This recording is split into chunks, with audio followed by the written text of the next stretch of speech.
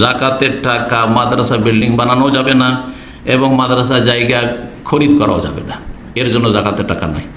জাকাত সম্পর্কে আল্লাহ স্বয়ং ভাগ করে দিয়েছেন। সূরা তওবার আয়াত নম্বর 60 আল্লাহ বলছেন ইন্নামা সাদাকাতুল লিল ফুকারা, জাকাত সাদকা হচ্ছে ফকিরদের জন্য। একেবারে কিছুই নেই ফকির, একবারের খাবার হয়তো দুইবারই নেই, মানে অধিকাংশটা নেই, এরা হচ্ছে ফকির। ফকির মানে কিন্তু ভিক্ষুক নয়। আল মাসাকিন, যাদের অল্প অভাব আছে, দুইবার খাবার আছে কিন্তু একবার নেই, মাসের 25 দিন চলে যাচ্ছে, 5 দিন চলে না, অথবা খাওয়া দাওয়া কোনো রকম চালিয়ে নিচ্ছে কিন্তু ছেলে মেয়েদের লেখাপড়া চালাতে পারে না, অথবা তার চিকিৎসা চালাতে পারে না, এই ধরনের যারা, এরা মিসকিন।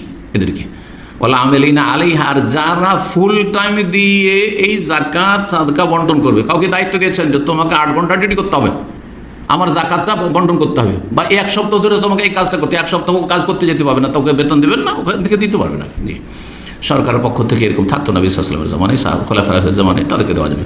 ওয়াল মুআল্লাফাতি কুলুবুহুম, যাদের অন্তরকে আকৃষ্ট করবেন, কারা? নিউ মুসলিম, অথবা ইসলামের কাছাকাছি চলে আসবে, অথবা কট্টর ইসলামের শত্রু, আর আপনারা দুর্বল, কাকে কিছু দিলে একটু নরম থাকে মুসলিমদের ক্ষেত্রে, এই সব ক্ষেত্রগুলিকে বলা হয়েছে, বিশেষ করে নিউ মুসলিম যারা। আর অফির রেকাব, দাস মুক্তিতে, কোনো দাসের যুগ নেই এখন। কেউ যদি নিরীহ ব্যক্তি, সে জুলমের শিকার হয়ে মিথ্যা অপবাদ দিয়ে তাকে জেলে পাঠিয়ে দেওয়া হয়েছে, জেল থেকে ছাড়ানোর জন্য দেওয়া যেতে পারে অফির রেকাব।